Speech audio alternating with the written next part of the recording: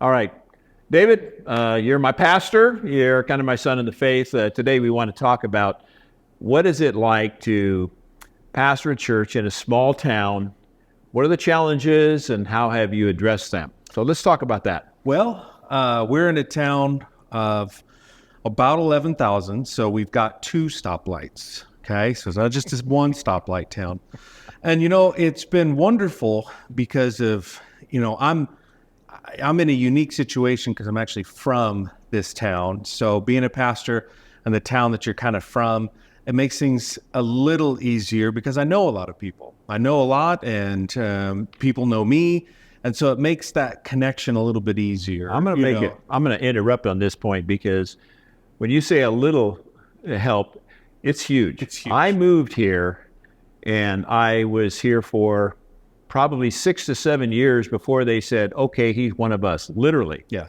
And I would have coffee with people that kind of wouldn't even look at me for a while. They're so provincial. And I'm not the most difficult guy to get to know. And I worked really hard to do that. And I will say, yes, you know people. And because you were raised here, that's a huge advantage. And I will say, when you stepped in, everyone in the community knows you. Yep. And they did not know. I worked hard to do that. So I will say, would you say it would be important if someone wants to pastor in a small town, if they come in new, it'll take some time for them to build a relationship? They'll definitely need to recognize that or anticipate that it's going to take time. And honestly, if you don't have the luxury that I have, it's going to take some work. And you have to be willing to put yourself out there, not just with the people of your church, but with the people of the community, people that are business owners, people that are, like the chief of police, people like the mayor. You want to get in, you want to get to know the people that are, just amongst the others, right? You want to make yourself known, not in a self-aggrandizing way. It's just really to make sure people understand that you're here to care. Yeah. They already knew you. You bring that up because when I started the church, when I planted it 10 years before you took over, I went in and built a relationship. I got the mayor to attend, which was a big deal. Got the police chief to attend off and on. School board members who were well-known and popular, and some other individuals who were well-known in the community. I call them validators because I didn't have that. And so they were my references. Yeah. You come in and everybody in the community, I'll walk down the street and you'll say hi to somebody. And I go, how do you know him? He's my age, And you go, oh, yeah, I stayed at that house. They fed me when I didn't have any food at home and hang around with his son. And then the young ones you went to school with who are now young adults have their young families. So you would say if you're in a small town, one of the most important things is to have the relationships with the people as soon as possible. I mean, if you're not planning to get to a city council meeting or to get to, meeting the different businesses in town within the first week, you're already behind schedule because it really does take a lot of time. And so it's not going to be overnight. You're going to have to go to the coffee shop probably 10, 15, 20 times before you really get to know, somebody or, these are little things about getting you out in the community, but in my context, it wasn't as much of getting to know people because I know, fairly a lot of people in this community. It was actually knowing so many people became complex because in a small town, everybody knows everybody, that everybody knows people's pasts.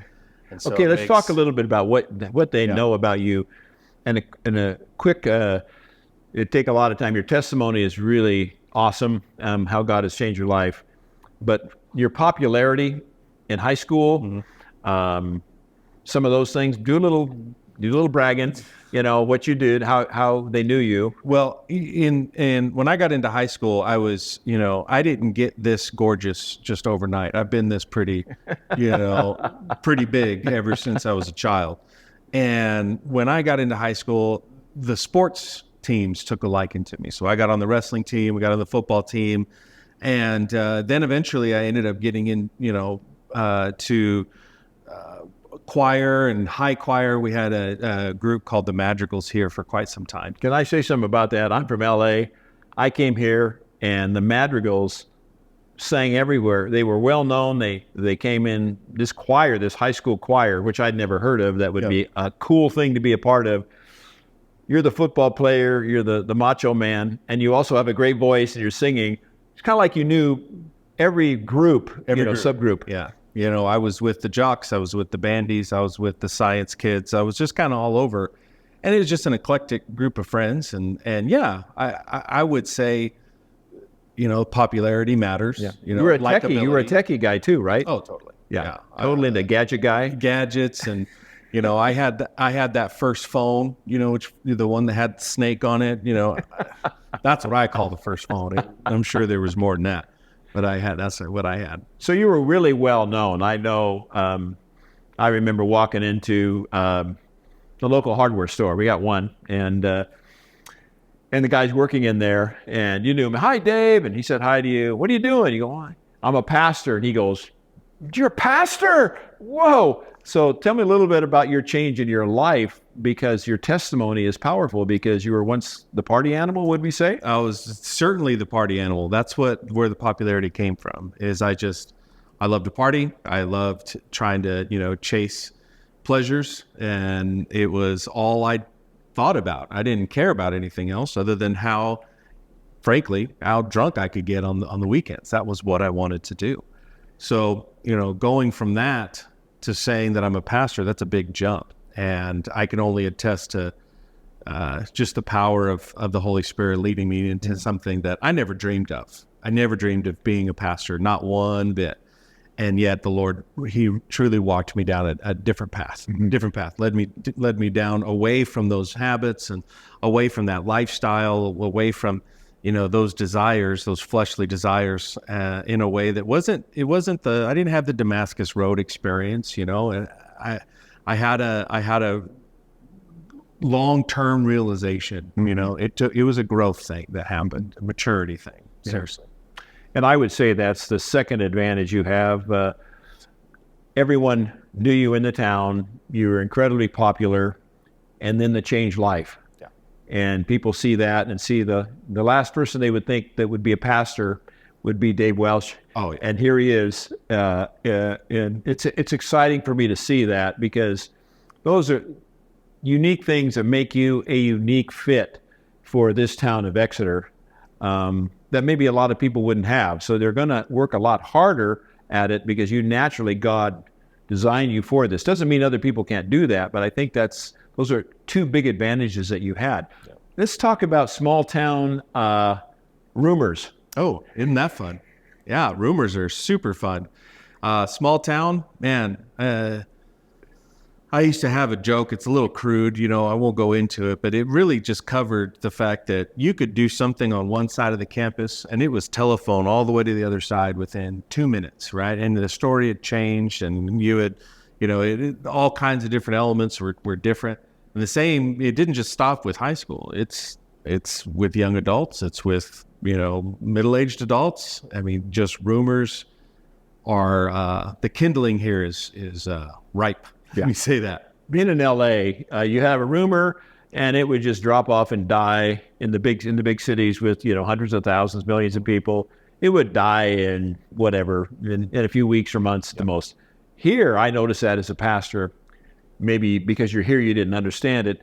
They wouldn't die. They would grow like the snowball and get bigger and be worse. One of the things that, advantage, let's talk about positive gossip and how you get the positive buzz, because your church has a positive buzz in the gossip around town. Oh yeah. And we're very fortunate that way, that gossip works two ways. It can be positive as well. And that kind of buzz is built not because of anything I've done, but it's because of the way people respond to the gospel here, the way that people respond to one another. And the closeness with Christ, because of this church, people want to talk about it. They want to tell their friends. They want to tell their family. They want to invite other people, because having that fellowship matters. And we just have a style that matches, our community. We're just aware of what people need. And that's what we're desiring to do, is to, substance that should never change. The Bible is our core. But stylistically, you know, you said before, if bells and robes, you know, brought people in, you'd wear them in a heartbeat. You know, I'd do the same thing, because that's what matters. And that buzz, it happens because you care like that. You know, you're willing to go and meet people where they're at. And so it's wonderful. So you got your rancher boots on, because there's a lot of ranchers. Sure do. You got your jeans on, and you're preaching that. That's just what you do. That's your style. It's and you fit quite well. Any other challenges? And you think of the small town? I was thinking, what about, you've mentioned, boy, the small town. Half the people want to go off to the larger town. Yeah, and that's 20 minutes away with the big church. You know, holidays are a challenge. You know, just like anywhere in the country, but when there's really nothing else to do in your community, as soon as a holiday hits, you're gone. That's what everybody does. We're only 2 hours from the coast, 2 hours from the mountains, 2.5 hours from LA. I mean, people can go anywhere they want from, where we're at. And so holidays or even just any weekend, people are gone a lot. But then, as also because of the small town, sometimes people experience things and they don't want to worship in their small town, right? They want to go to these other cities that are near, and they want to go worship in these, for lack of better terms, just kind of a bigger congregation or bigger facilities or more wow factor that some of the bigger cities can actually accommodate with. And I don't blame them. They want a place where they can feel connected, and unfortunately, they'd rather get connected in a community that's not theirs and really doesn't necessarily want to get connected with them. And I would just hope that anyone, no matter where you are, they desire to build community right where they're planted. And that's our hope, is that it's style to a certain extent, but enough where people feel, you know what, I want to be here. It's a place that matters to my family. My kids want to be here, and build community in the place that they are. Forgiveness and mercy and grace goes a long way. Good. What about staffing? Staffing has been very interesting. Staffing in our area, because I think fundamentally we're an area that doesn't have a whole lot. We're not a college town. People, kids, when they graduate, the very first thing they want to do is jam as fast as they can. Young adults, they don't want to be here. They want to be, somewhere else that's flashier. They don't want to be in our particular area. So a lot of the people that would be valuable in leadership or have those tendencies, a lot of times they're not here, and so turnover happens a lot.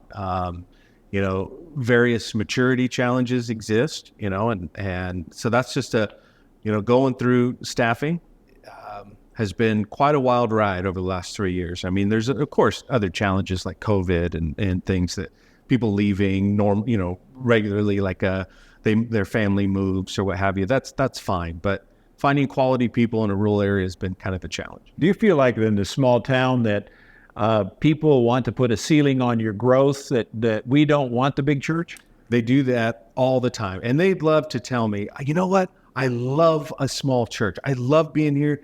I love a small church. Now, they don't understand that we have multiple services. And so they come in and it is a more intimate, auditorium.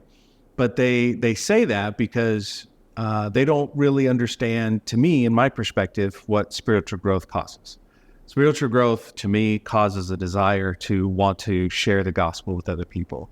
And so people that love small church don't necessarily understand yet, what it means to be spiritually mature. I mean, the very first church was not 2, it was not 200, it was 3,000. You know what I mean? Like the very first church was 3,000. So it's I get context is key, but really small church it's just not the way I see it. Right. And because God has blessed your ministry, we don't have to talk a lot about numbers, but you probably have, in a month, of the various people who come once a month, twice a month, whatever, it's probably 350 or so. Yeah. Whatever else. That's probably your monthly of the people who call to your home church. But you have, it's exciting. I have seen in you, this is a small church with a big vision. That's where you're at. Yeah. So when I turned it over to you, the largest attendance we had on Easter was 520, just to give some numbers. And you were shooting for 1,000, I remember. Yeah. And you used the park right next door. You're very creative. You did the outdoor service, not multiple services. Something I never did. It's just you made it yours, which it should. And you were discouraged. I remember you came and said, "Yeah, we didn't get 1,000. We only had 700 and some." And I went, 700 and some people on Easter in this little town. It was the buzz of the town, and it was a great weekend. And I remember you went back and celebrated it then, right? Of course. And one of the things, and I don't know if this will make it in there, we might edit this out, but I really felt like we had a successful Easter because we got the cops called on us 3 times. I felt like we had really done it when you're getting noise ordinance complaints. That was fun on Sunday morning. Sunday morning, Easter Sunday morning. But you did a great job. That was just, boy, that was an amazing. I mean, it was the talk of the town, and so you're not afraid of growing, and I think that's part of it. I think maybe you could be the one who says, we're going to let people know that they say they want the small church, but as we grow, you have more ministries. So you're praying about what kind of acreage and whatnot. I'm praying for 20 acres. I'm praying for 25, 30, whatever God's willing to provide for us. Growth is not my destination, right? Spiritual growth is my whole thing. But the byproduct of spiritual growth is a desire to invite. And in order to, I feel as if, you're only going to get as big as your fishbowl. Goldfish only get as big as their fishbowl. And so buildings can create a challenge. You've said before, facilities facilitate ministry. And if your facility isn't, laid out well, if it's not, it'll stifle your development, especially if you want to have groups that meet, you want to have things like recovery groups, you want to expand the various ministries you can offer to the community. If your facility can't handle it, well, then you stifles your vision. And so I'm really desiring that God will provide for us a place that we can grow. Really. That's great. Anything else? If you were to say, these are some of the keys that I'm seeing that are important. I'm in a small town, I know that. But you have said, why can't other people make this their destination, even of the surrounding towns? And there have been people from the surrounding towns. And that's what I have to make sure to tell people is that, yes, we're rural, but we're in an area where there's places where they may not have a quality church as well. And so we really kind of express that we're not just a church for our local city, but we're a church for the 6, 7, 8 other rural communities around us. I mean, we're not geographically focused in a sense. We're not just for this one little town. We're for anyone who wants to come and really be a part of a church that matters. Yeah. I know that on your leadership board, you have men on the leadership board that live in other towns around the area, and that's just fine. It works out really well.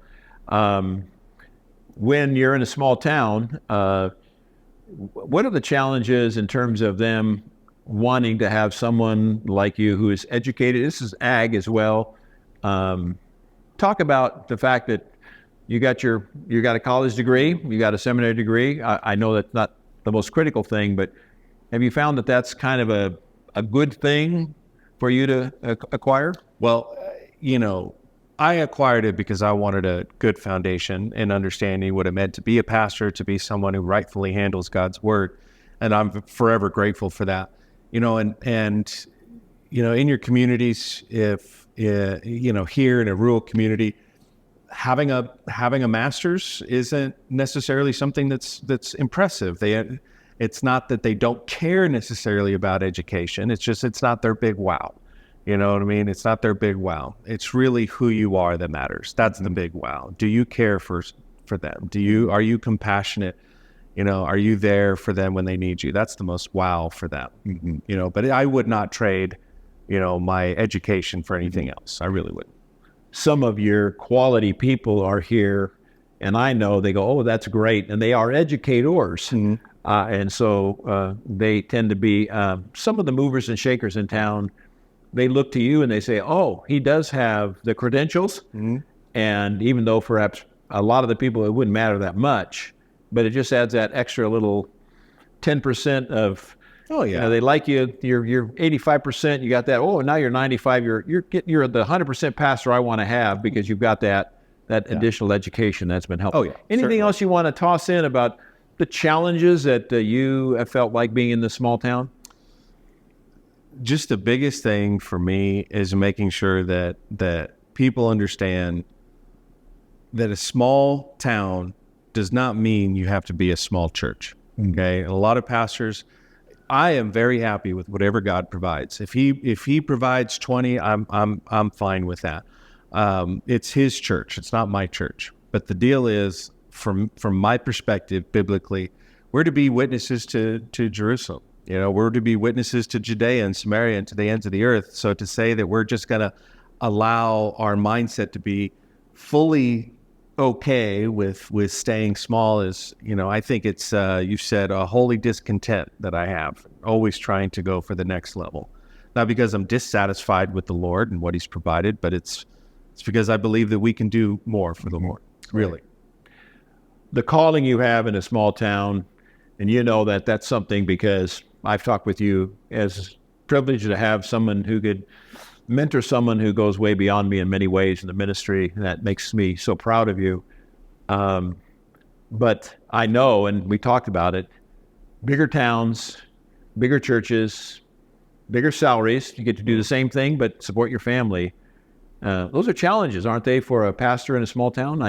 You certainly had those. Mm-hmm. I know that it's something that is, of course, it matters to your family in this world, and you got to learn how to be comfortable, or you got to learn how to supplement, because it's You have a kind of a full-time salary, but you could go to just a nearby town, and they would right off the bat, almost the same size church, take care of you a lot better. I know that. They'd probably be able to double it. That's in just a town over. You're not officially bivocational, but you do some other things along the way. You kind of love it. You're certainly helping me out. I mean, you've helped me because you're a techie guy, but you've still been able to balance family and all of that. There's a sense of you got to be called. Got to be called. Yeah. You got to know what you're doing. Yeah. You know, you got to know that God's behind you, because if not, you're going to really spin your wheels, trying to make things happen that you're never meant to make happen. I would say one of the things that you learned, you do it automatically. A lot of people don't. You are out and about in this community. Out and about to a fault sometimes. You know, I'm a social butterfly. I like to go say hi to people. I like to intentionally go out of my way to have lunch with people, have coffee, go do a bunch of different things.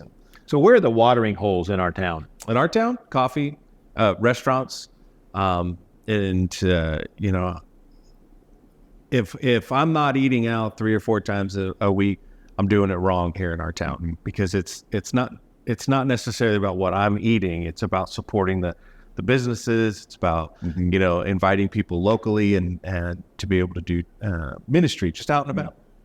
I got a leadership book I picked up a while back, and the title of it was "Never Eat Alone." Never eat alone. Yeah.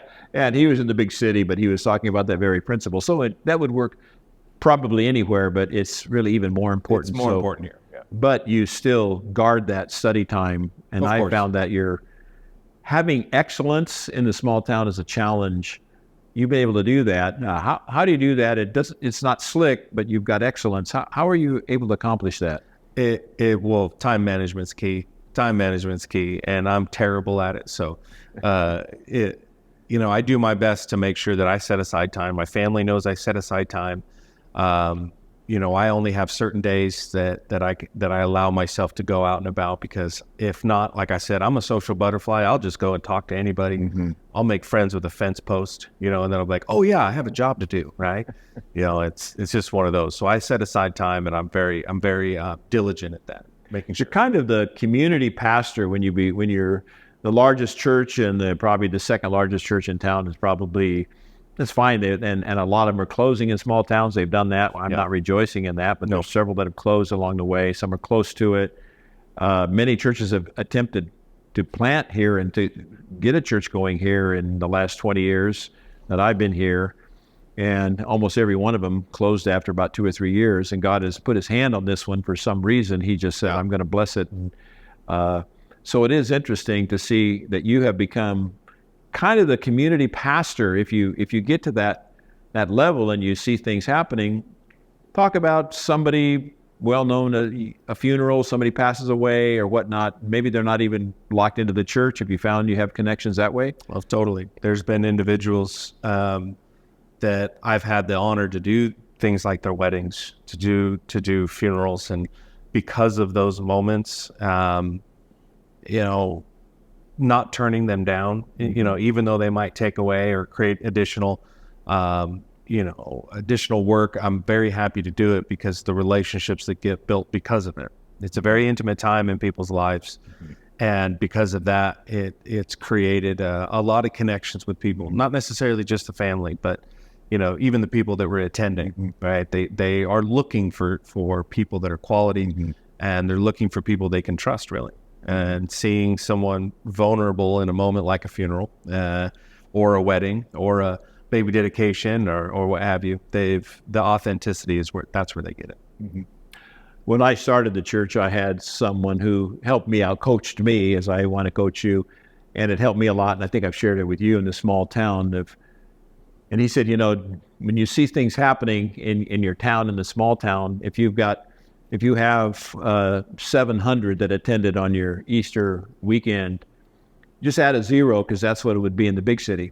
So it would be 7,000. And so if you had, 25 baptisms, that would be 250 baptisms. That really helped me understand, yes, when I was in this small town, I had to just think differently and rejoice in the smaller increments of growth along the way because I had been a part of larger churches as well. And I think you've seen that happen in your ministry as well, rejoicing in that, and every person really counts. And I can say that certainly you are maybe the unofficial bishop of Exeter. You're outgoing, but you also have a humility as well. So it's great. Well, David, thanks for sharing your points on the pastoring the church in a small town. And awesome. We'll talk again on some other ministries. Okay, we'll do it. Thanks, okay? How long was that? 30 minutes.